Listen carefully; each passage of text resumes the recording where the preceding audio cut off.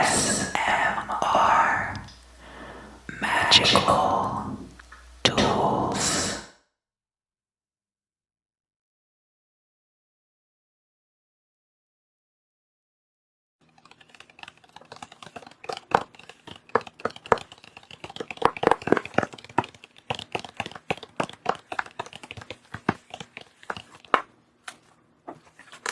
Hi, welcome back.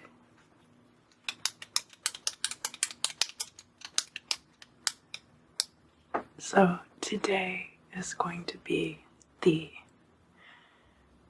Q&A session for the month of April, and if I get enough questions on a rotating basis, I will be doing these monthly.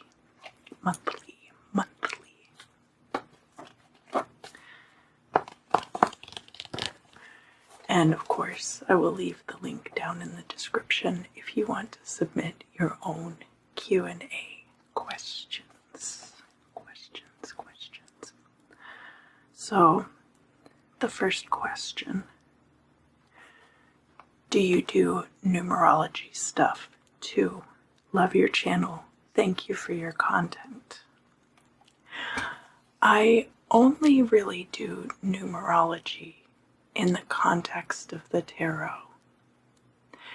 The numbers do have specific meaning to each card, and of course you have cards 1 through 10 in the 4 suits, and each card is associated with a different kind of energy, and then each suit is associated with a different kind of energy, and so that's how you get that overlap of meaning. But I know that a lot of people do use numerology. There are also things like magic squares. You can use dice. You can use all kinds of things involving numbers. I am working on learning Hebrew so that I can understand more about gematria. So, I definitely use numbers, but I haven't really studied numerology proper. The next question comes from Kat. Thank you, Kat. Thank you. Hi. I have been watching your videos for years now, and I really love them. I just wanted to say I really appreciate them and you. Thank you, Kat. What made you decide to start ASMR readings in the first place? Thanks. So, those of you who watch tarot videos regular tarot video viewers, I will often search my own tarot videos or my own placements. I don't have to search my own videos. I know where to find those. But I will search for my placements and watch the different videos. Now, when I first started watching tarot videos on YouTube, there was a reader who went by Alexandra Vivite Somnia. And her voice was very soothing and relaxing. Now, there are a lot of other readers that I really enjoy watching, but a lot of people, I think, in order to get their message across, they feel like they need to yell. And I find that very abrasive, and I actually really don't care for it. It kind of takes away from the experience for me. So I wanted to provide readings where you could get this information in a very soothing and relaxing way, because sometimes these readings and the messages that come through can can be stressful enough as it is. So that was one angle. Another angle was wanting to provide videos that cater specifically to people who are interested in performing their own magic, providing tools for them to like hypnotize themselves,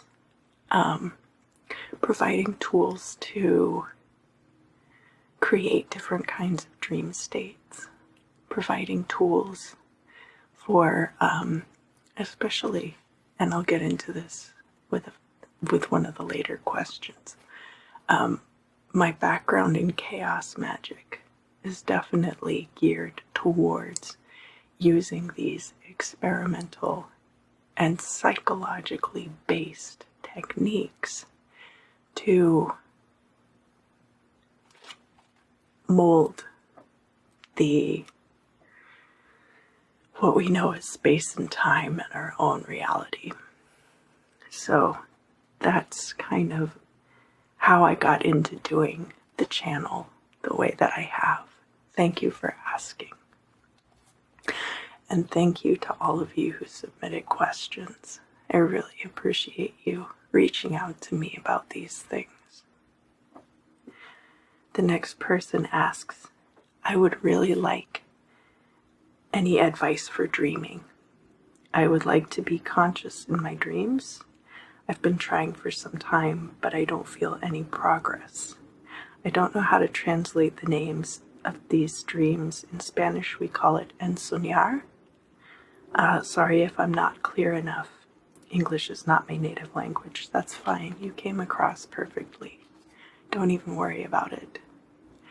A lot of people only speak one language, so you're ahead of a lot of people as far as that's concerned. You should never feel bad about how you speak a language that is not your native tongue.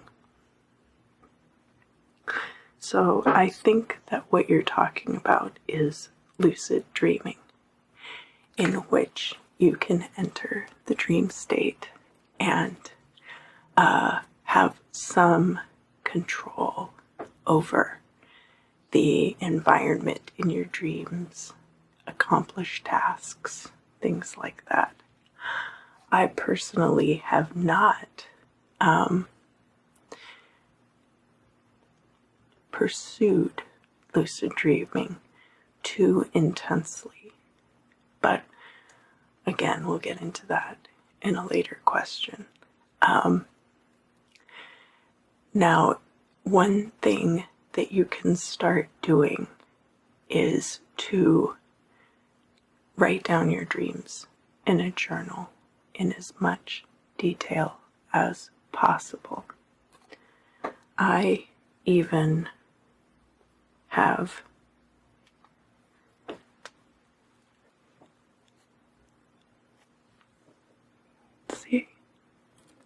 I have a Google Sheet here. It's called Dream Data. And it's definitely going to get me on some FBI watch lists. But I like using that to store my dream journal. You can put the date in one column. You can put all your dream info in the next column. My dreams usually don't take more than a paragraph or two to explain.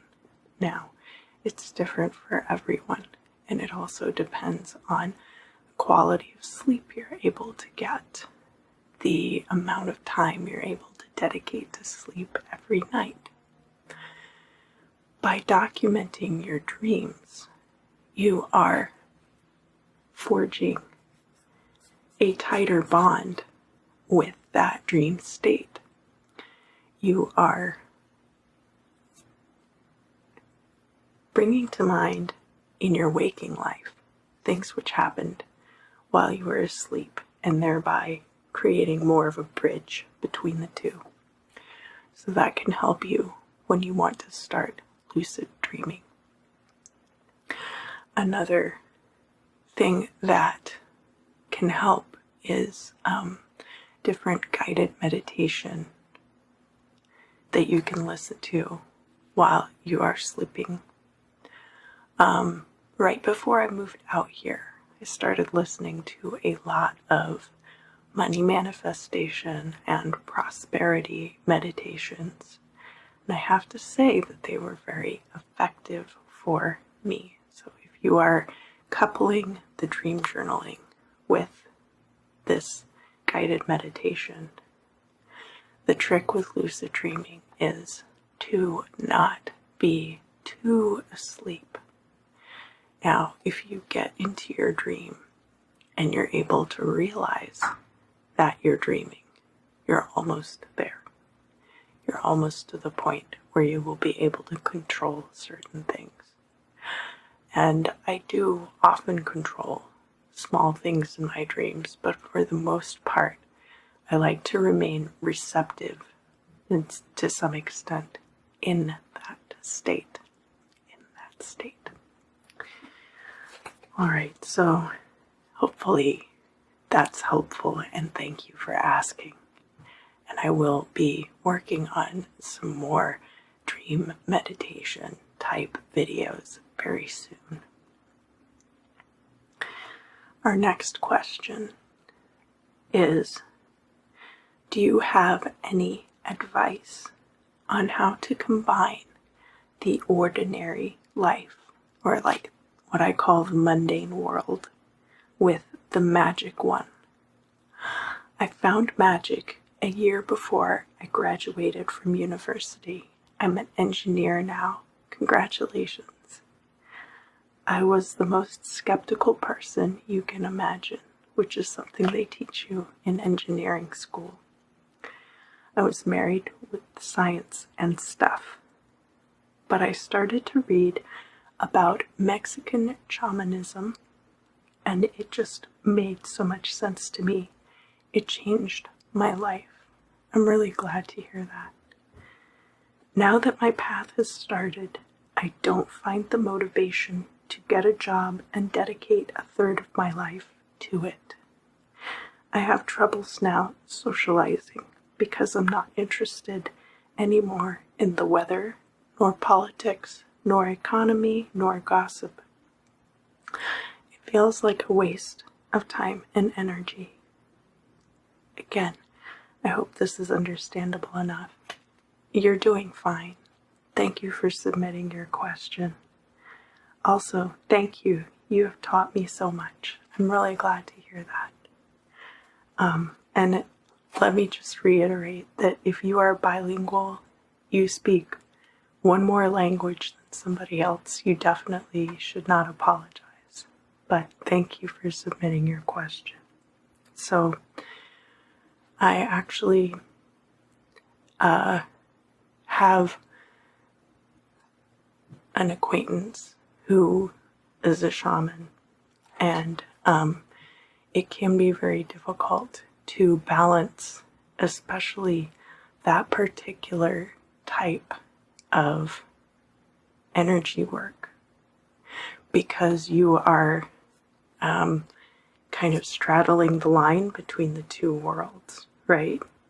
So things that we in the modern and civilized, heavy air quotes here, world call mental illness, schizophrenia, are experiences that if you're taken that in an ecstatic context of your shamanic work,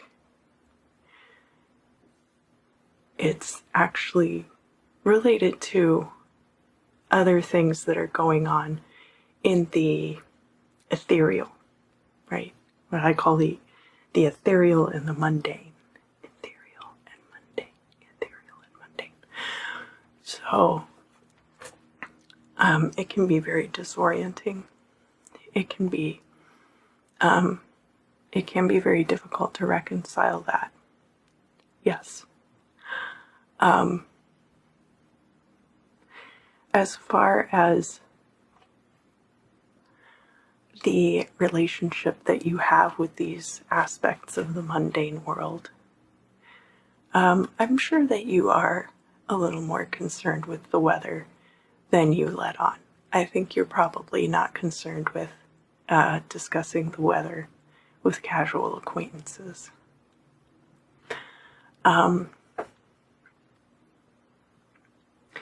It is very difficult.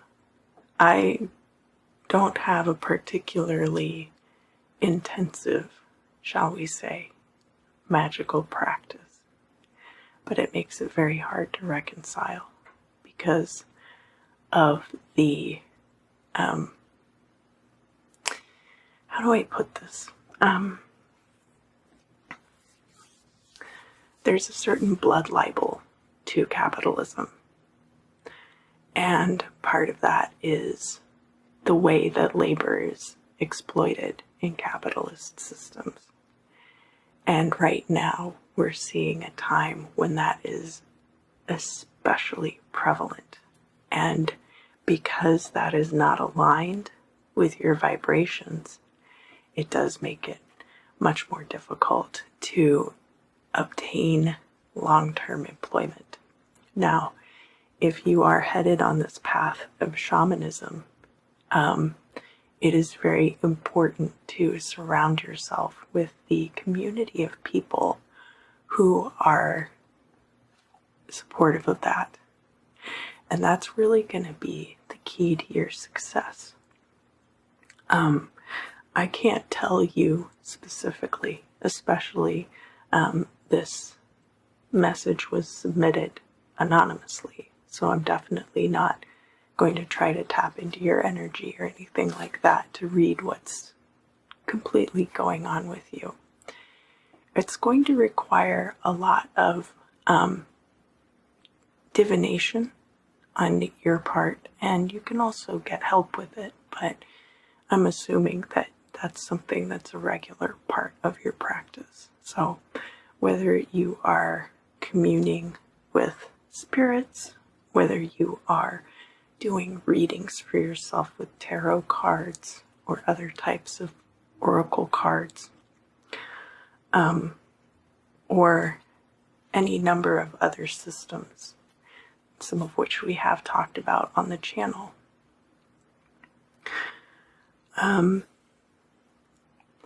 It's a path that each individual person, it becomes part of that seeking as well.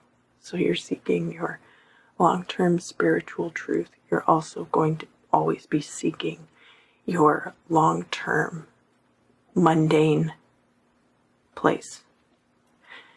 And I really cannot emphasize enough that the people you surround yourself with is the crucial element. People will be drawn into your life who are on the same vibration that you are. So the higher your vibration, the more high vibration people you will be inviting into your life. And a lot of those people are not interested in gossip or politics. I personally cannot stomach politics at all. And most of it just makes me very angry. And so I decided to try and avoid that as much as possible. But it is a balance. Now, you said that you found magic a year before you graduated university, so I'm not entirely sure how long you've been on your journey, and I won't make any assumptions about that. But it took me a long time to find any kind of long-term employment, and I didn't hold on to it. But I have found ways to do the things that I feel like are important in my life. And I think I was going to say something else. I think I was going to say one more thing about this.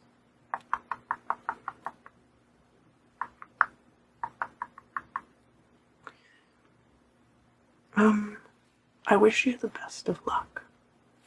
And that is the advice that I would give to you is just always be finding out as much about the future as you can. All right, the next question comes from Daniel, and this question says, my newspaper astrologer can tell me significant numbers and letters some days. I have not found an astrology book that shows me how to do this. Have you? This is not something that I have looked into quite as much personally. I'm not very much into I like 1111. You know, I think that's a pretty cool phenomenon. And of course, because I have my clock set to 24-hour time, I also get the benefit of 2222 and 0000. But as far as getting that information from an outside source, now, I know that some people are interested in lottery numbers and gambling and things like that. And I encourage you to explore pursuits that you enjoy. So I'm certainly not going to say don't gamble, because a lot of people really enjoy gambling. But it's not a personal hobby of mine. So I don't look at those things. I look more for signs. There are a lot of crows and ravens here in the valley in California, which I think is delightful. And I always try to listen to what they have to say. That said, there are ways to calculate dates in numerology. So you take the whole date, month, day, and year. And of course, for those of you in Europe, it would be day, month, and then year, right? And you add up all of those numbers, and you keep adding, you add that, and then if the sum is a 2-digit number, then you add the 2 digits together until you get a single number. And that is how you obtain the numerology for any particular day. You could also use dice to choose your lucky numbers for a day, and they have dice that have letters on them as well. I think there was some kind of board game like Boggle or something where it came with a die that had all 26 letters of the alphabet on it. So you might be able to find something like that. A lot of role-playing stores, like comic book stores, will have dice that have different numbers of sides and different things on the faces. So that's a technique you could use. There's also a lot of Chinese calendars have daily forecasts that include the prevailing cardinal direction, the elemental energy of the day, lucky numbers, and other such ephemera. So one website that I found was yourchineseastrology.com. Now, I will be fully honest with you. I am not entirely sure how they obtain the information that they print in these calendars, because that is specific to Chinese esoteric beliefs. And I haven't really delved into that, but I am aware that it exists. So I think my personal theory, is that a lot of that has come from China and is directly associated with a lot of the things that they attach to their calendar. I know They have a few divination systems like the I Ching and other things like that. So I would invite you to explore those possibilities. And Daniel, thank you so much for submitting your question. I hope that gives you a little bit more to go on. Someone else has asked, what was your most impressive or surprising experience with magic? So, I would say moving to California. I lived in Atlanta for a long time, most of my life. I did live, when I was in high school, we lived up in Fairfax County, Virginia. So James Madison High School, what's up? And then I went to college in Philadelphia for 1 year. And then I moved back to Atlanta, where I had grown up. And I lived there for a long time. And a lot of the time that I spent there was very good. But towards the end, I got very suicidal. And I wasn't sure how much longer I could keep going, which was very tough because I have a kid and I didn't want them to have the horrible, horrible experience of losing a parent to suicide. Sorry. It makes me a little emotional just thinking about that time in my life. But I was very fortunate to be able to get away from that. I made a sigil. It's a servitor and it's a video sigil. And you can purchase it on my website. I have one of the videos from it up on my one of my music YouTubes, but it's kind of hard to find. But basically, I was traveling a lot, playing shows, because that was what was really keeping me going. And when I would go to all these different places, I'd be taking video. And so I mixed all the video together with experimental music, a lot of like instrumentals that are, that I made using synthesizers and some analog instruments and stuff. I'm really happy with how it turned out. I wish I had had a better camera at the time. I definitely have a better camera now. And I probably will revisit that concept sometime soon.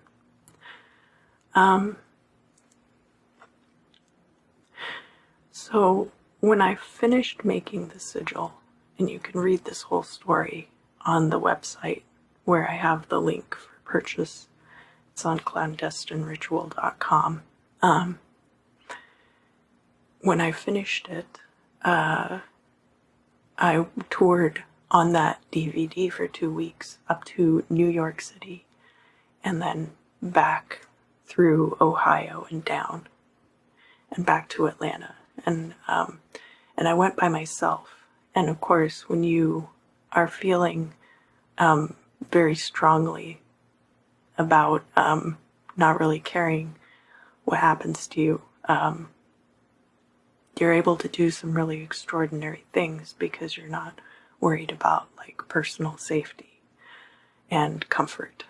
So that made it possible for me to do these things.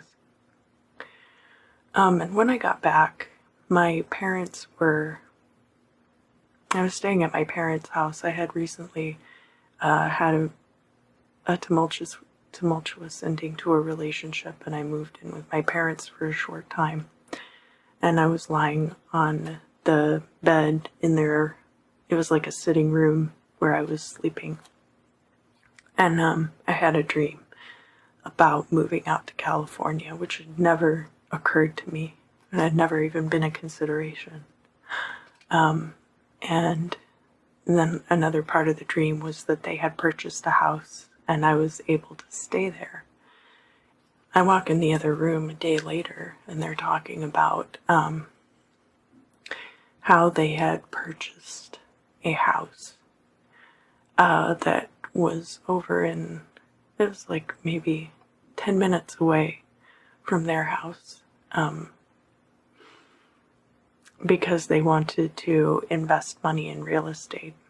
And it's a very nice little house. It's in Tucker, Georgia, which is right around the perimeter on the northeast side of town.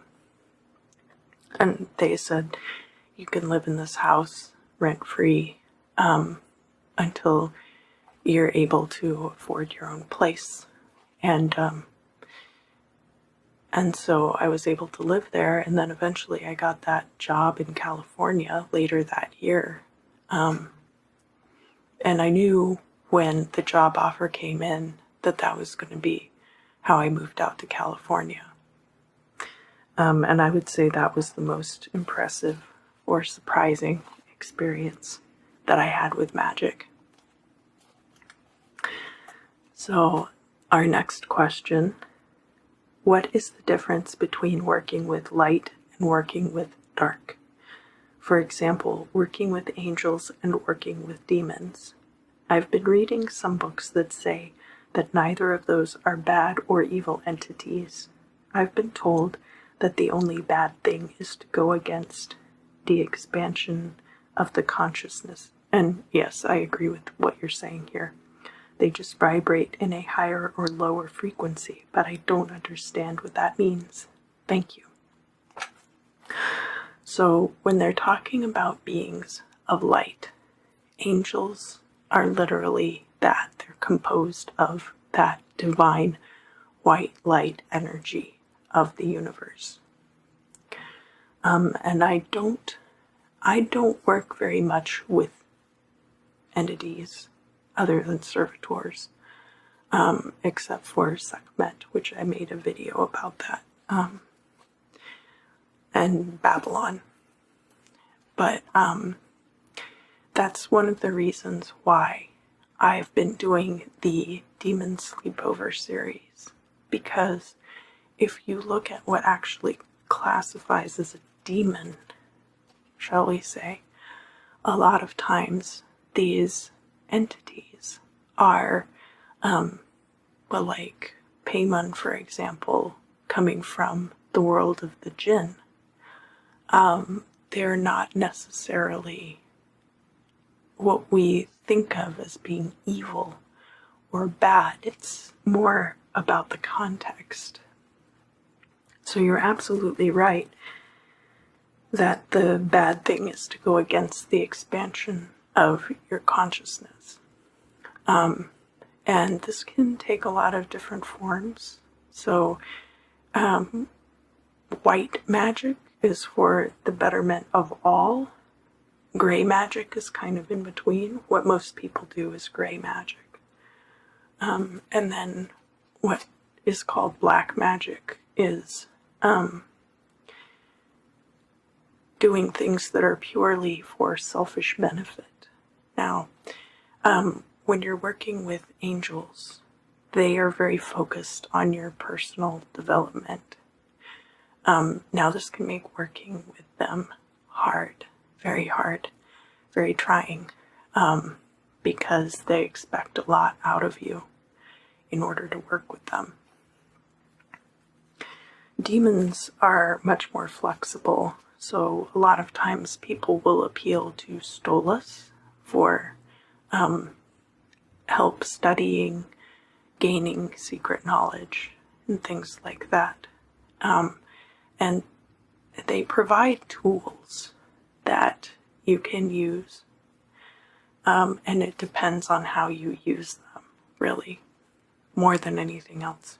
But a demon will encourage you to follow your baser nature, and they can influence you sometimes to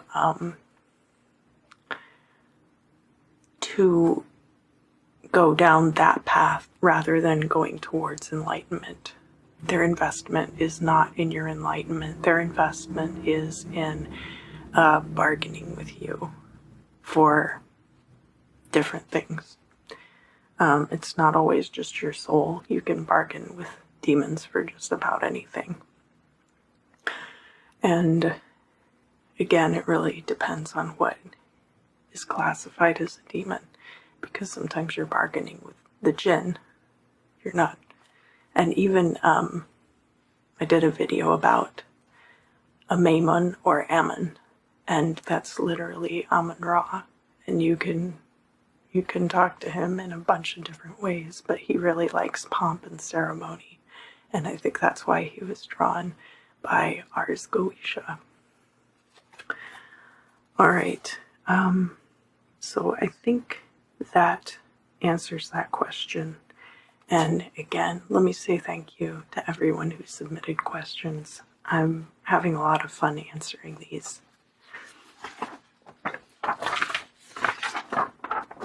Let's keep going. So the next question is, hi, I was wondering what kind of magic do you practice? I've been reading some books about ceremonial magic, but I don't feel it's my thing. And I totally agree with you there. If you really like acting and performance and dance, it can be fun, but it can also be very tedious. I'm more interested in the kind of things you do. I would also appreciate some book recommendations. Thank you. So, the very first foundations of my magic were in Heka, and I didn't even know what it was called at the time or realize entirely what I was doing, but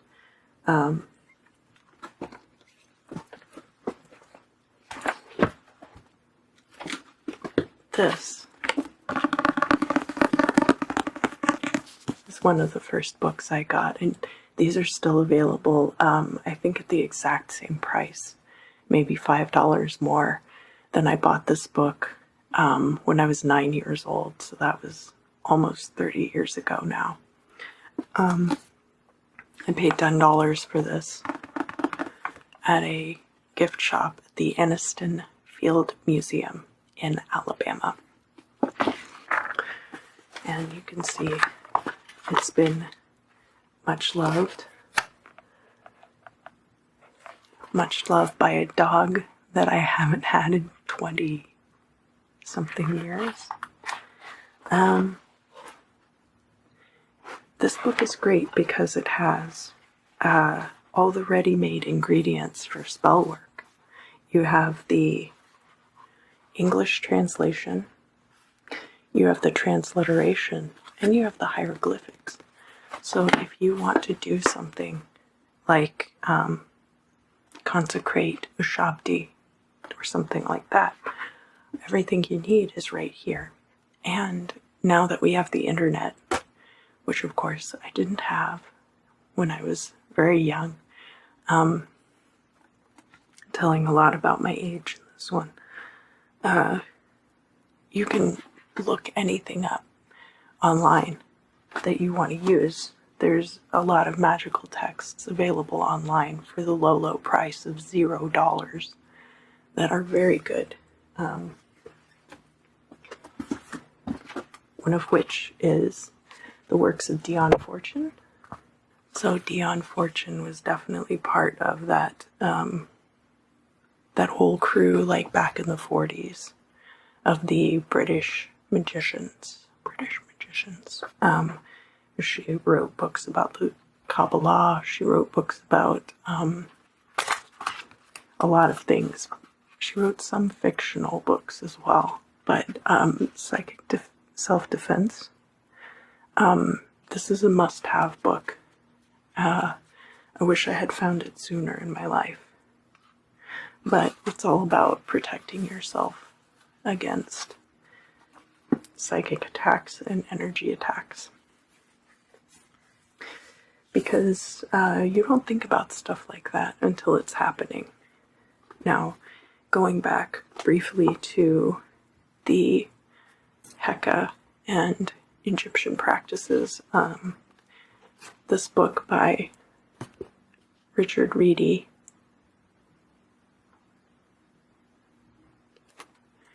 And of course, I'm going to link all of these down in the description box. Does a very good job of explaining the structure of temple life. So if you are going for a very reconstructionist version of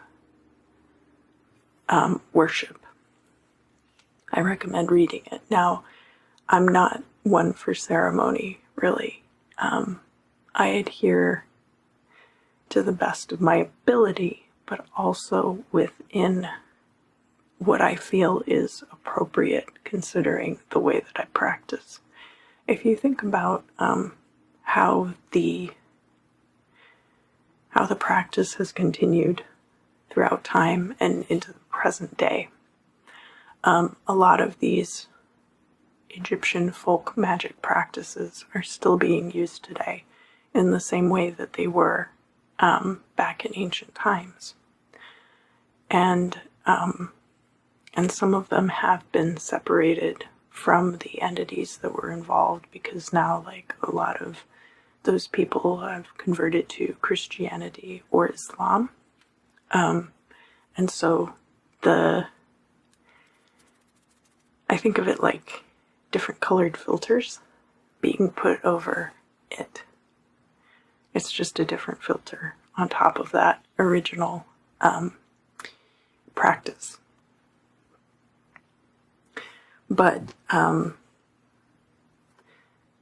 that particular culture was very homogeneous, but also very open to foreign influence. The Egyptians traded with everyone in the ancient world and were very big on adopting practices from other cultures that worked for them. So, as far as ceremonial type magic is concerned, I do have this very big copy of Modern Magic, and this has like basically everything you would ever want to know, really, and then you could go back and look through other texts to get more details. And in line with that, I also recommend A Garden of Pomegranates, the edition that's annotated by the Ciceros. And in conjunction with A Garden of Pomegranates, I also recommend this book by the scholar R.E. Kaplan. Now, he has quite a few books about Kabbalah, and I recommend his work highly. It definitely explains where all of these things came from. I think like the Golden Dawn approach to path working through the Kabbalah is very useful, but one thing that it does is kind of create this rift between what Kabbalah actually is and then the magical practice as it's been kind of removed from the Jewish tradition to be used in the Golden Dawn. And it's very important to keep the context of the Jewish tradition as part of Kabbalah. And I think you probably know why that happened. I don't need to go into that. But yes, I recommend, and yes, they're kind of thick, but I recommend reading these books together.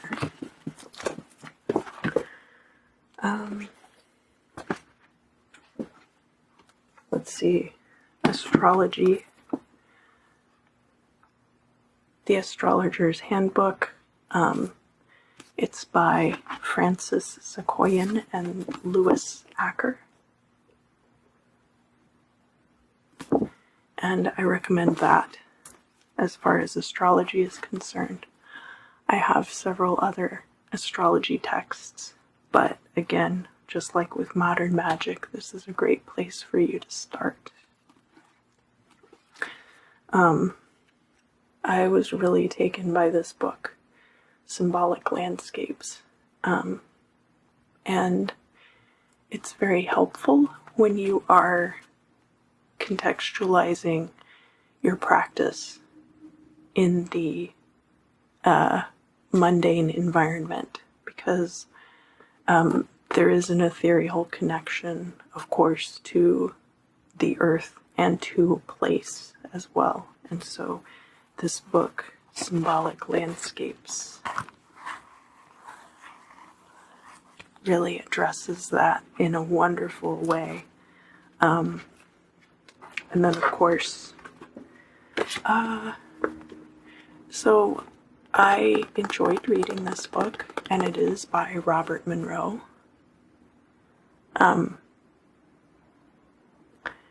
And it's a very good introduction to astral travel and out-of-body experiences, but also keep in mind that the Monroe Institute has a vast body of work.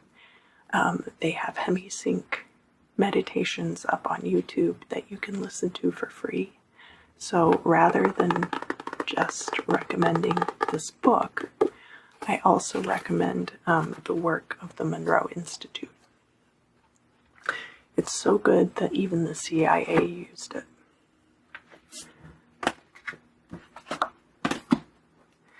And now we're going to get into the bulk of my practice, which is chaos magic, or what is termed chaos magic.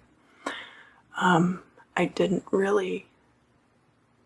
So when I first started out, I started out kind of from a Haka perspective, but a lot of what I was doing would be classified more as chaos magic. Now, the goddess that I work with, Sekhmet, is what we call Weret Hekau. There are a few Neteru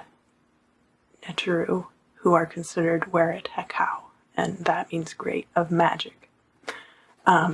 And she was also very big in medicine and healing. So from that perspective, it makes a lot of sense that I would have been guided to perform magic in a more intuitive way through my communications with her.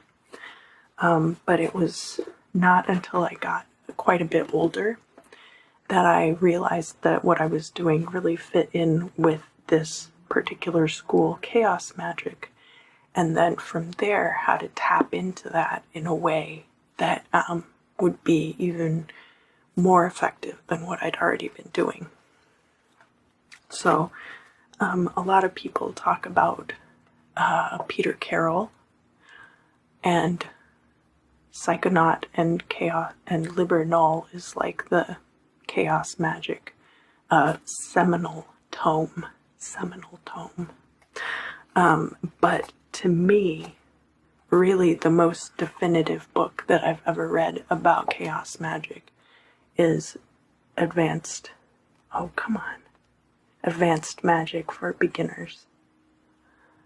And it really just goes into every part of the process of creating different types of rituals, different types of spells, servitors, sigils.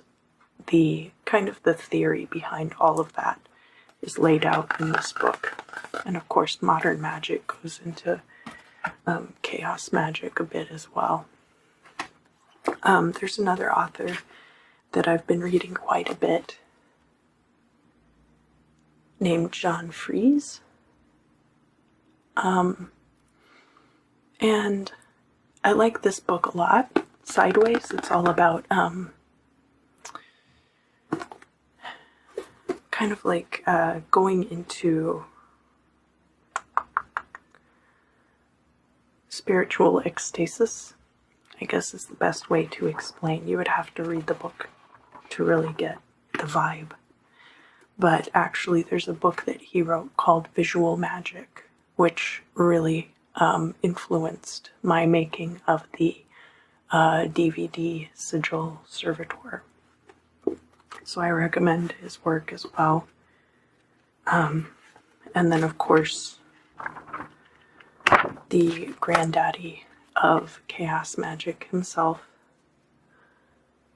Austin Osman Spare. Now, I do have much nicer Spare books. This one actually has pretty decent reproductions of the works. Sometimes you'll get a reproduction that is very grainy or pixelated. And a lot of these images you can find online because, of course, he's been deceased for quite some time. Didn't really leave any heirs. I think he, like a few other people, left the execution of his estate and his works to Kenneth Grant. I believe that might be the case. I don't remember exactly. Kenneth Grant, of course, is the leading scholar on Crowley. So all of those guys kind of knew each other. As far as reading Crowley is concerned, I think it's important to know what he did and what his contributions to the Golden Dawn were, because if you're looking at rituals like the Lesser Banishing Ritual of the Pentagram, things like that, he was very much involved in the creation of those rituals. However, in today's context, he's not really necessary. His whole thing about being the evilest person alive and all of the anti-Semitism that came along with that. So I guess I am going to talk about why Kabbalah might have been, they might have tried to remove the Jewish heritage of that. Really the more you talk about people and the more you give them the energy that you have as a living person, that's what really preserves their legacy. And I think it's important, you know, just as someone like Crowley might try to erase the history of a magical practice, I think it's just as valid to erase their influence in magical practice. I don't have anything personal against Aleister Crowley. Obviously, he was a person who was heavily influential in making modern magic what it is today. But I think, you know, he already got as much publicity as he really needs. He doesn't need my help. Alright, so the next question is, I love your glamoury spell videos. Do you have any routine or recommendation in that matter? The people I know who practice magic look too young and pretty. What I mean is that they always look like the best version of themselves.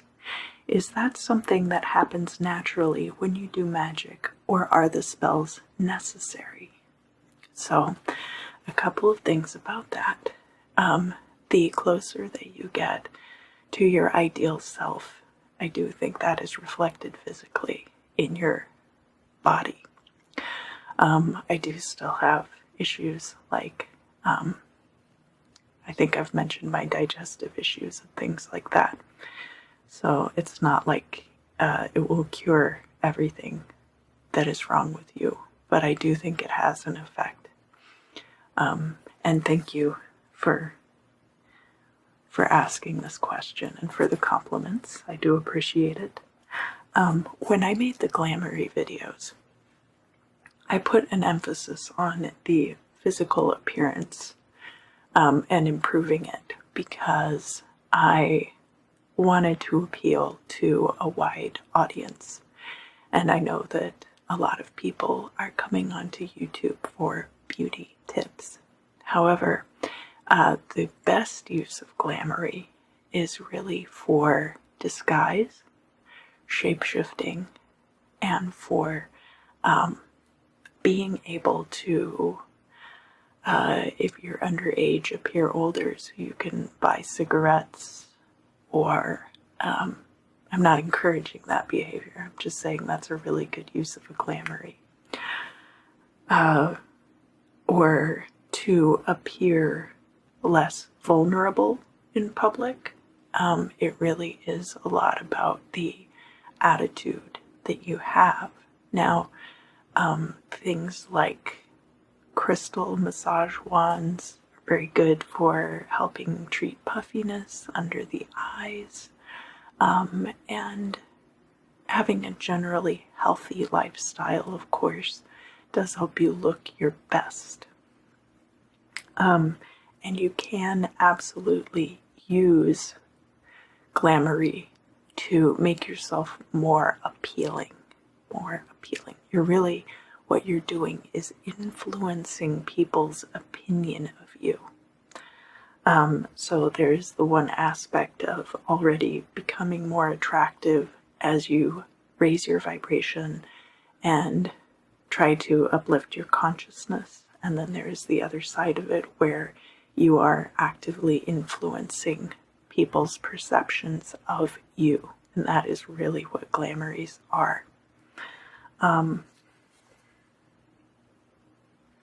So the spells are not necessary, but you can absolutely use them. And as far as finding other techniques, anything that's good for love, magic, anything that's good for causing someone to fall in love with you would be good for beauty Glamoury. Now, we're not talking about lust magic. We're not talking about red candles. We're talking about pink candles, if that makes sense. Influence rather than carnal attraction. So I hope that that answers that question for you. What ASMR channels do I watch? So I mostly watch Grace V. I love Grace V. I love Silverhair. I love Karuna Satori. Of course. I like Dr. Andrew Michaels a lot. I like Trinity J, KO ASMR, Kingsley. Kingsley is amazing. Definitely recommend. And very minimal. Not like a lot of props, just very skilled at triggering ASMR response. And I've started watching Apollonian Tarot, because he presents the videos in a very ASMR kind of a way. So they're not technically ASMR videos, but they are tarot videos. Now, I do have to warn you, because I don't use a lot of swears on my channel, that he uses quite a few swear words. So if that's something that you find offensive, it probably wouldn't be for you. I find it really amusing, so I like it. But yeah, I think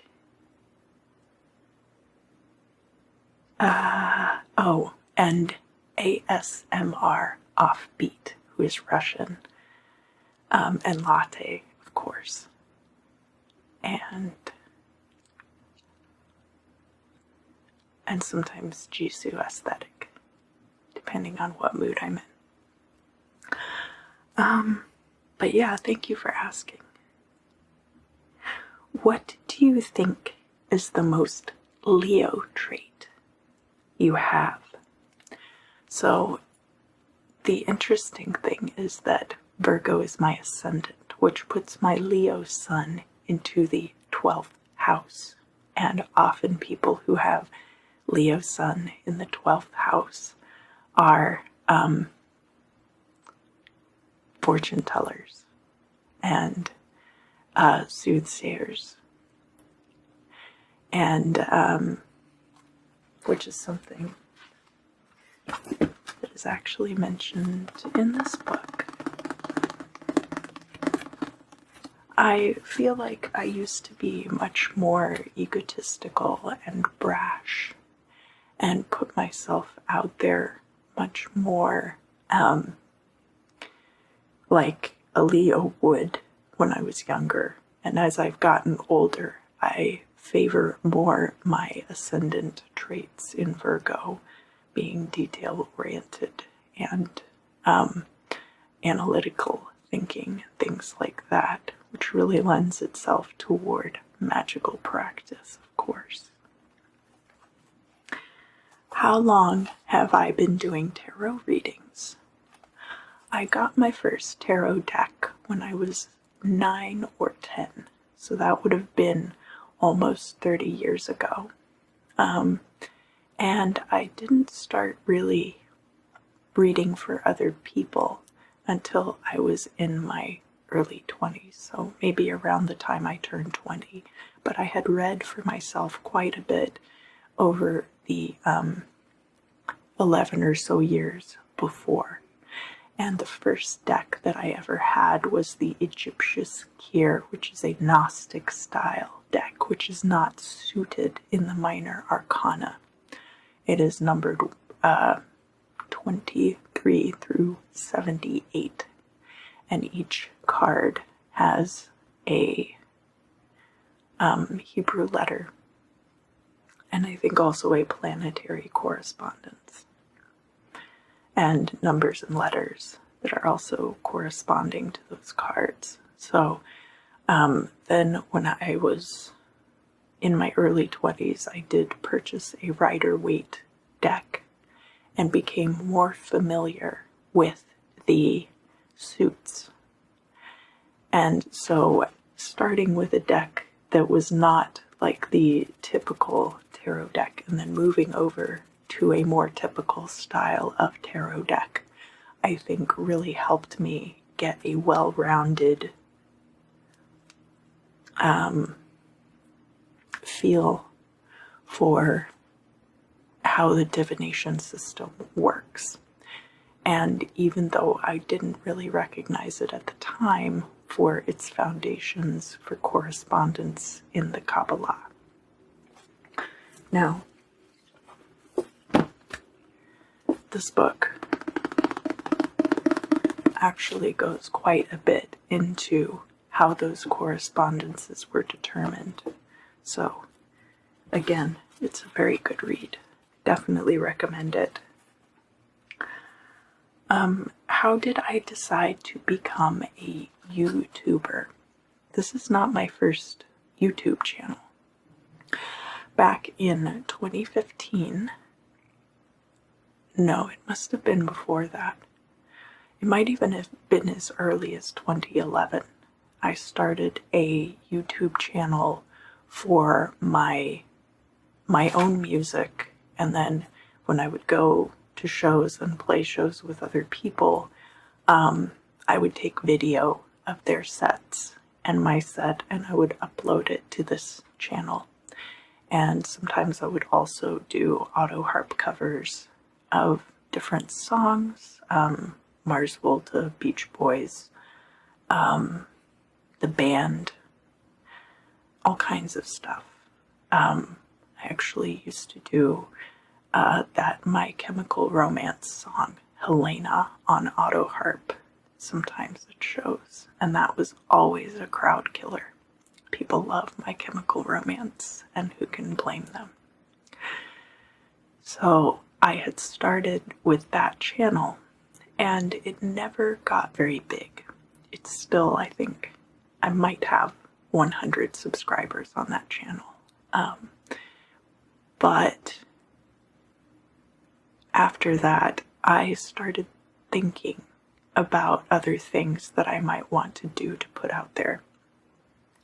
I got to a point where I felt like I had things to say that were not well translated into other media, perhaps.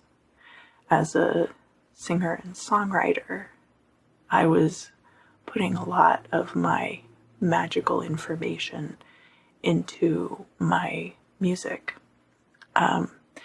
And it got to a point where it was just too much of a burden on the art itself. And I needed to find a better way to express myself. And so when I moved out here to California and I was watching the tarot channels, I started listening regularly to guided meditations. And I think the channel was Whispers Rose. I don't quite remember. I've watched it quite a few times. And she starts out with a glass of squash. It's like a big mug, and there's like orange juice in it. And then there's like a galaxy in the background or something like that. And I was watching that video so much. And finally, through that, found the ASMR community and realized there was a lot of potential there for use in training your mind for magical processes like manifestation and spiritual growth. And so I decided to see if I could figure out a way to use ASMR to create that environment for magical growth, for myself mostly, but also for other people. What are my thoughts on shadow work? A lot of my practice has been about shadow work. As I mentioned earlier, I used to express a lot more Leo traits and not some of the more charming ones, shall we say. There were a lot of things that I did when I was younger that were very self-destructive. Some of them were learned from my parents. Some of them I feel like came out of environmental situations. But I knew that more than anything, I needed to make a positive change in my life. And partially that was for me, but largely it was for my relationship with my child. I wanted to give them better than what I had gotten from my own father. And so we did have some rough times that I do regret when they were very small. But I strove very hard afterward to improve myself. And so shadow work is crucial to that. And as a result of my own shadow work, and I think I might have touched on this in other videos, there was actually a very profound and positive change in my overall family dynamic, so that now I have a really excellent relationship with my parents, and that developed before I left for California, and I was really grateful that all of that happened, that I was able to, I guess it's like the campground rule of leaving a place cleaner than when you found it.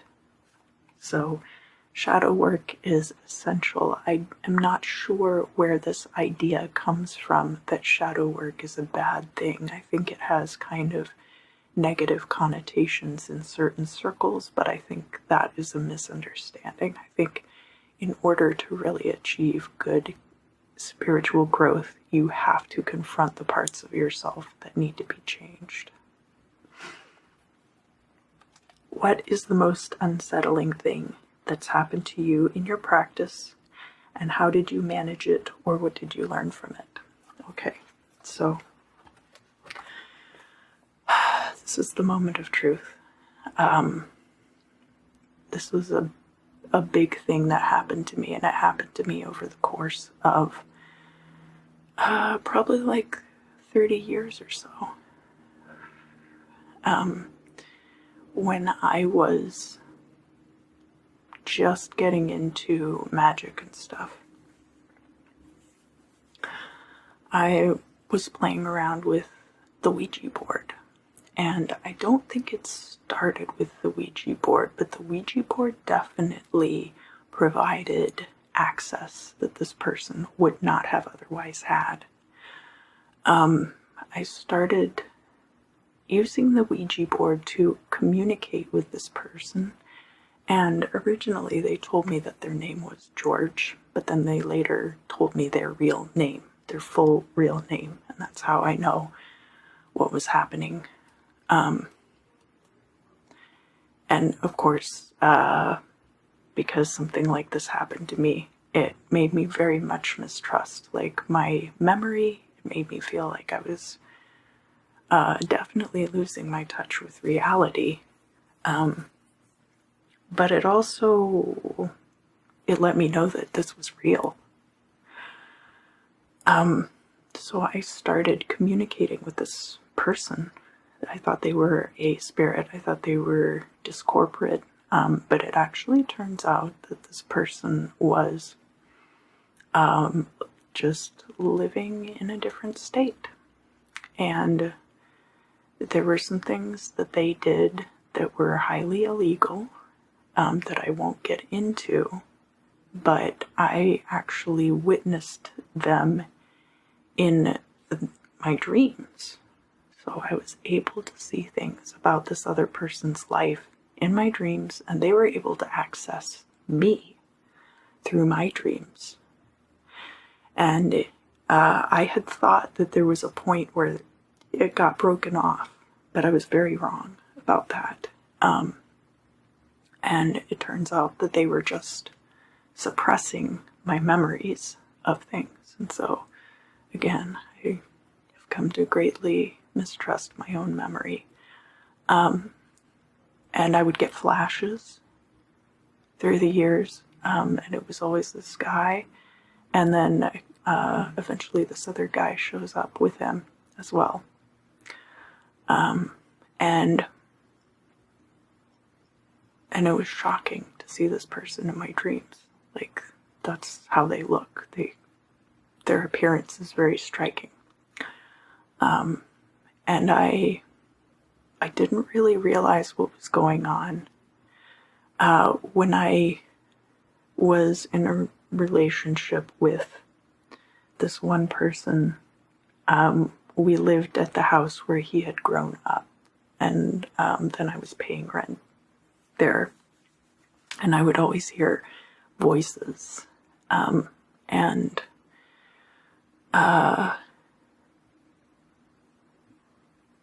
I would see like shadows in the corner of the room that looked kind of like tribbles. I was calling them spiders for a while. And when I started pushing the spiders away, when I started clearing the cobwebs out, was when I started to figure out more and more. Things started really snowballing from there as far as what was actually going on. And then I did end up meeting the person in real life, and that was horrifying. And then, because my memory had been so suppressed, I didn't, how do I say? I didn't remember everything at once. But then the more I thought about it, and the more I spent sleepless nights running on the road, playing shows,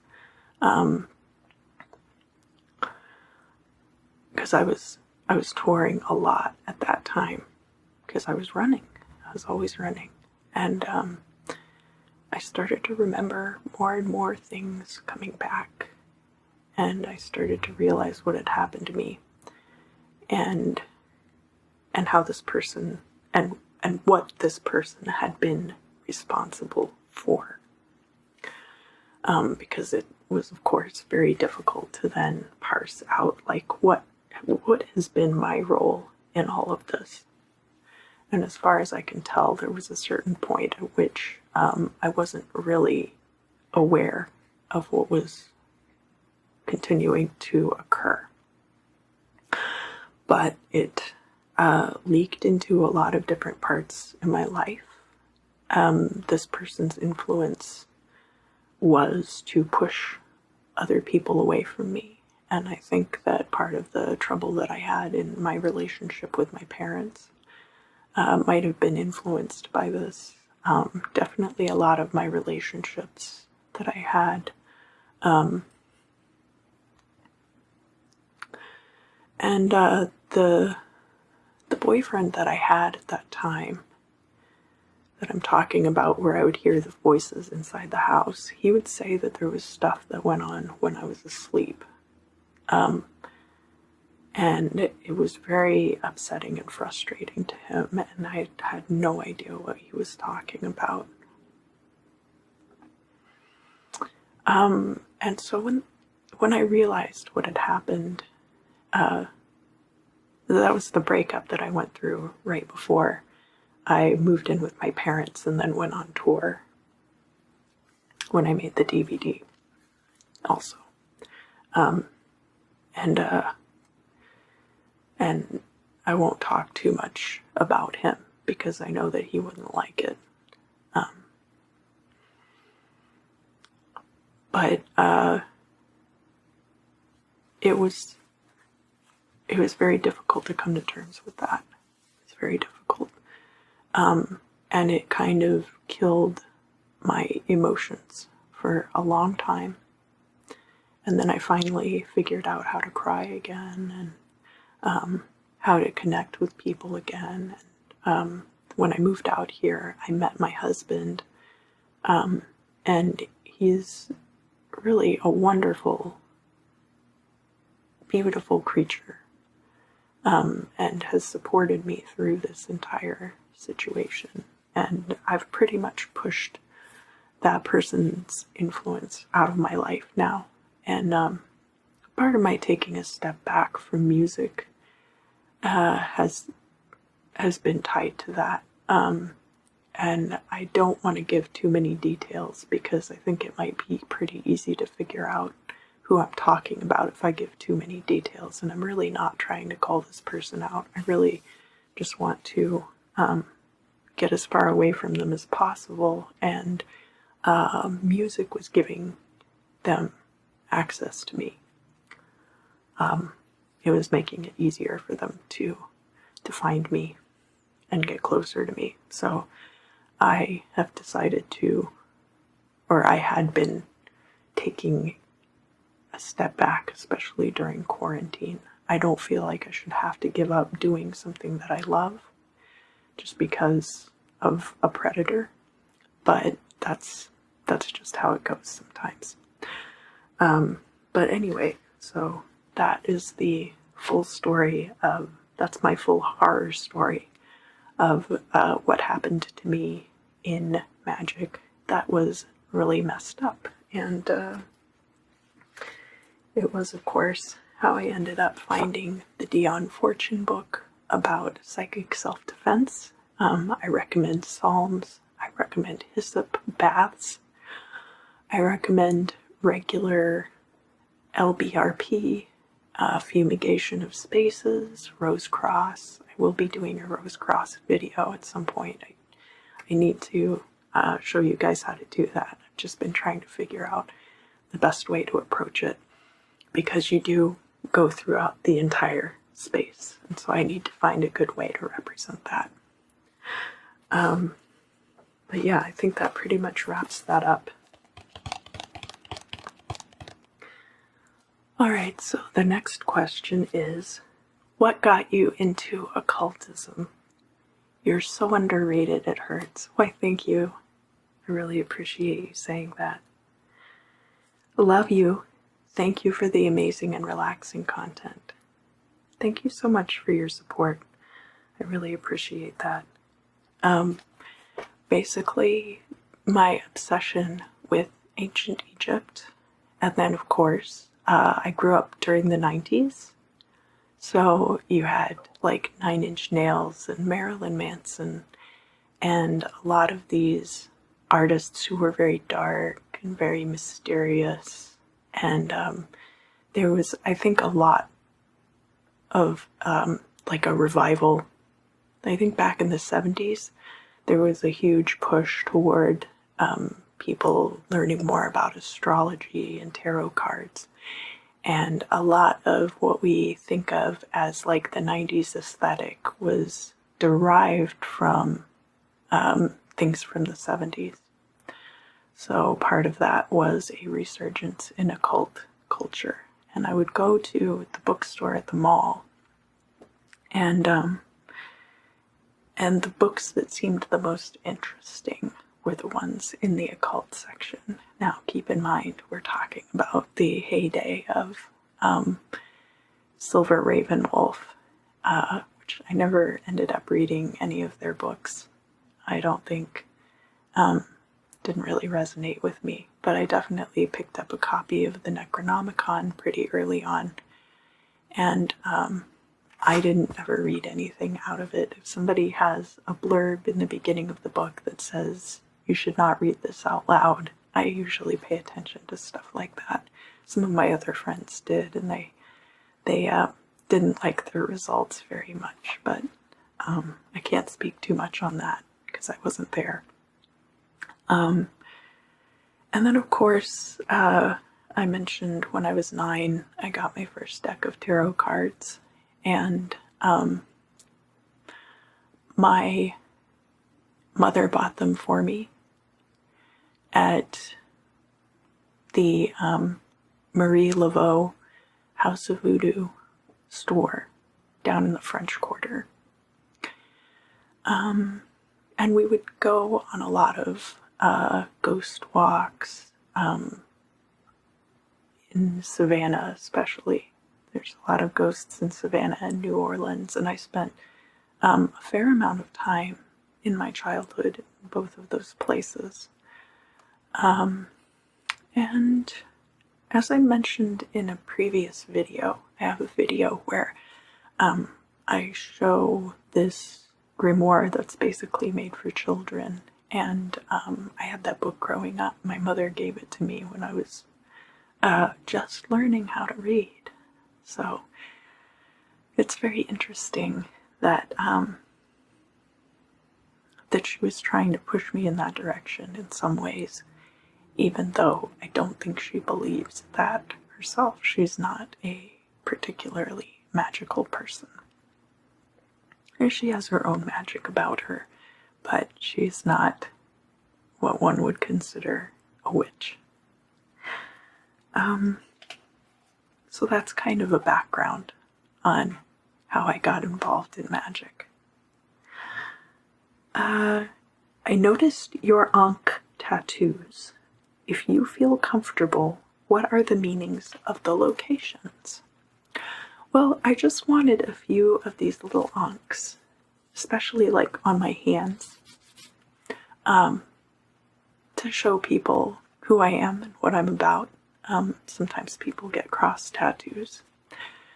And I had a friend who was doing hand poke tattoos, and I said, hey, I just want a few of these little Ankhs, like all over my body. Like I have one here on my collarbone. And is it over here? Or is it... Oh, okay, so there's one here and there's one over here, right next to my ear. And basically I was like, I have $100 and I want 5 of these little tattoos. Little tattoos. And so the placement didn't really mean anything particular. It was just the idea of kind of, I've done other things too, like the abracadabra triangle on my chest that are geared towards protection.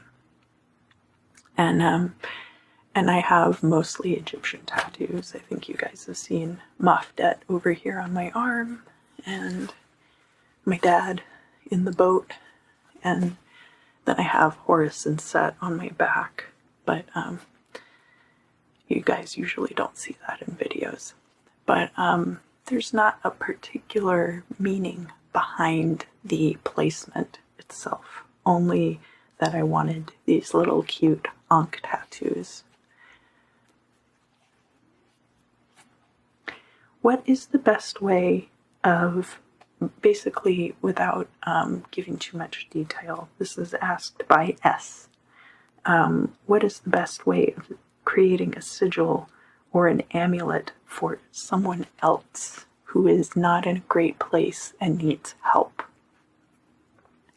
So it is absolutely possible to do this. People talk about poppets. And I'm not talking about like club drugs here. A poppet is a little doll that is meant to represent the target of your working. Usually people think of poppets in terms of cursing or sticking pins in the doll or harming the doll in some way. But you can actually create a poppet that is meant to work in a positive way as well.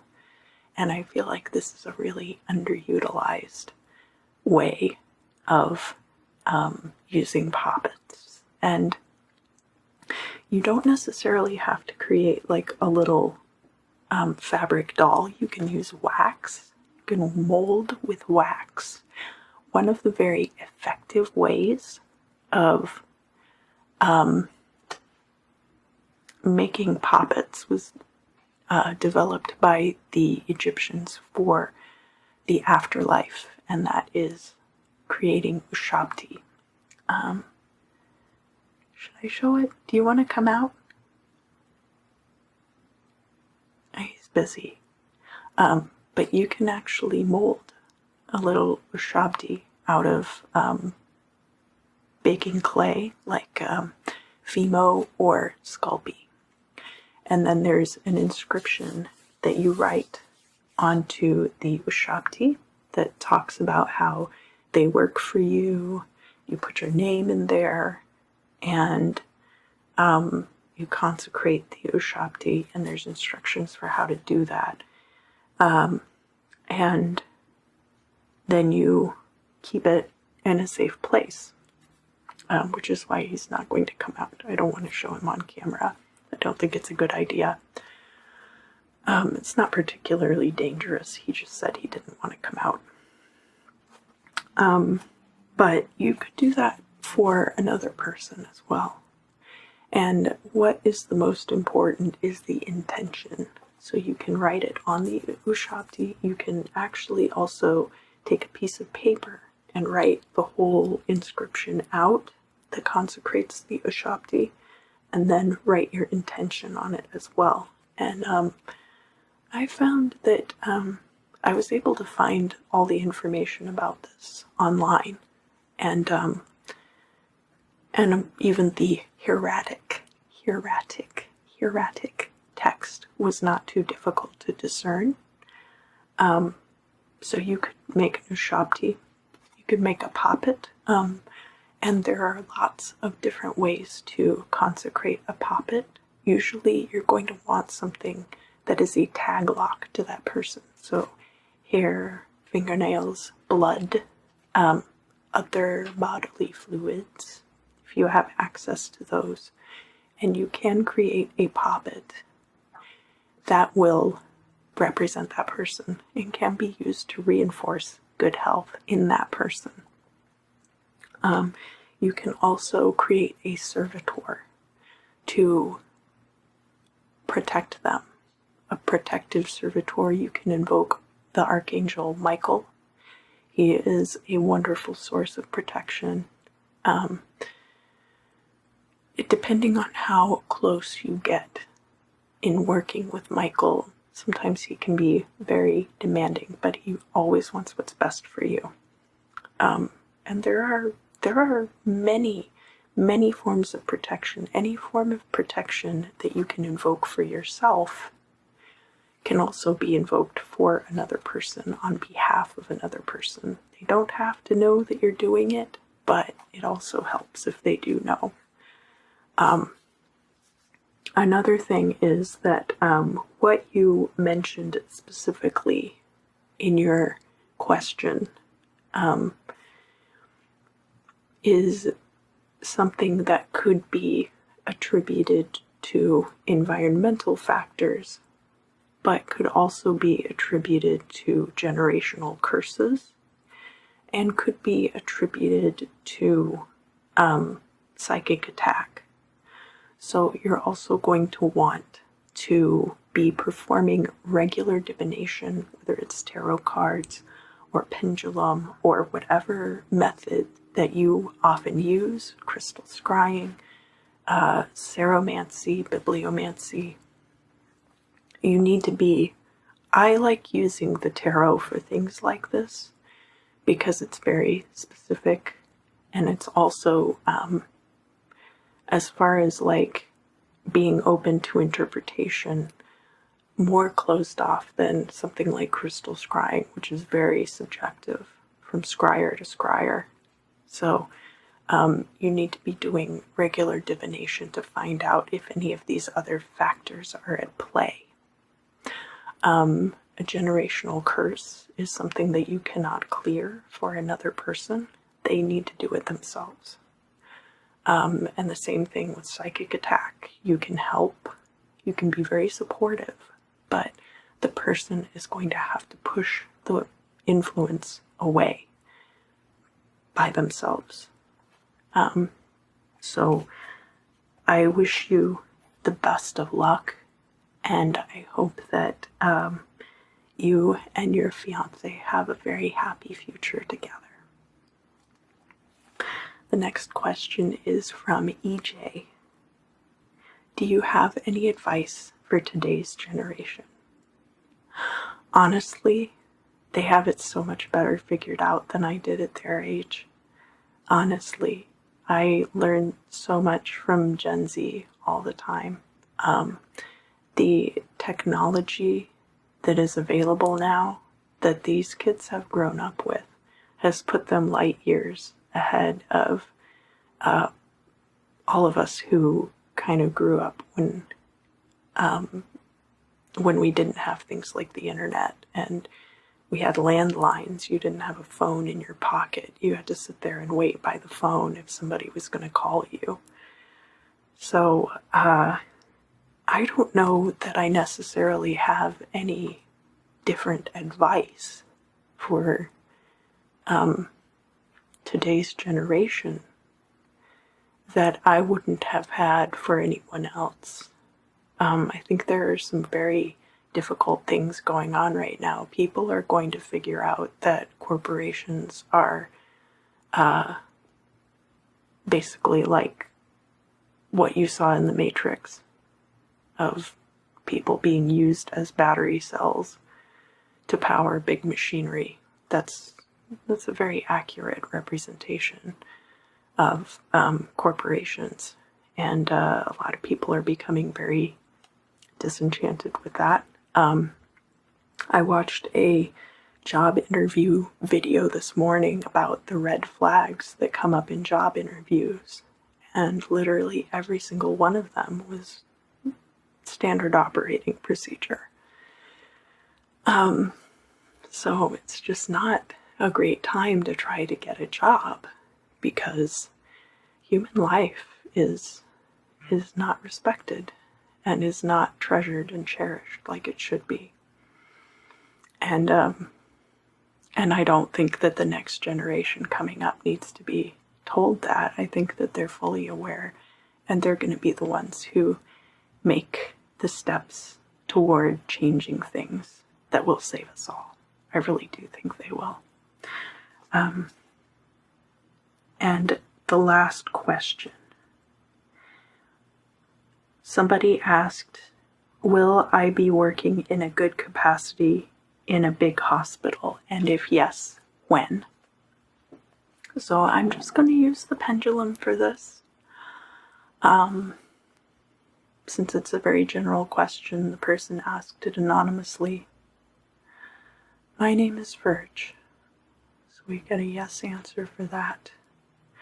I drive a Ford F-150 pickup truck. And the answer to that is no, I do not. Will this person, be working in a good capacity in a big hospital? So I'm getting kind of a vague yes. Will this person be working in a big hospital? Is this a job that they can expect to have by the end of the year? Probably between this year and next year. Is this job going to be more demanding than it will be rewarding? Sorry. So, is this job going to be very rewarding to this person? Again, I'm getting a faint yes. Will this person end up doing something else that they enjoy much more? And I'm getting a much stronger yes for that. So it's possible that you're going to start out at this job at the hospital and then realize that for whatever reason it's not entirely right for you, and you'll end up transitioning into something else. But as far as what that could be, it would really require a much more intensive divination. I do offer personal readings through Etsy and through my website. Thank you. And thank you everybody who submitted questions. I've really enjoyed doing this video. I am hoping, as I said, to do it once a month. I will leave links down in the description for all of the books. The link to the Q&A submission so that you can submit questions anonymously. Excuse me. And I hope that you all have an excellent, excellent, excellent day, evening, night, week, month, year, and that you're always growing. Thank you.